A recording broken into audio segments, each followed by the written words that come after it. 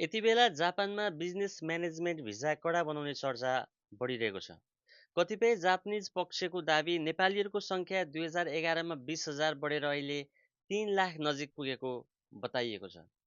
उनीहरूको भनाइअनुसार 1. विद्यार्थी भिजामा जापान आउने, 2.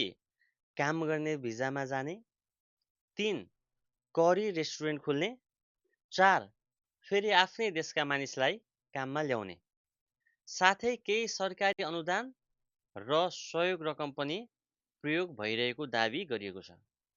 अब जापानमा प्रश्न उठ्न थालेको छ, यो सामान्य व्यापार विस्तार हो कि भिजा प्रणालीको फाइदा उठाइएको हो?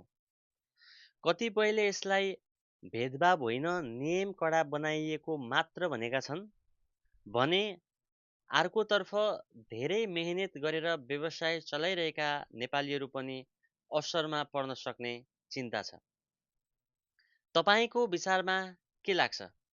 कृपया यहाँहरूले आफ्नो प्रतिक्रिया कमेन्ट बक्समा दिनुहोला र यस्तै खबरहरूको लागि नेपाल जापान टक्सलाई फलो गर्नुहोला भन्दै म निशान्त सिलवाल यहाँहरू माझबाट छुटिन्छु। जय देश, जय नेपाल।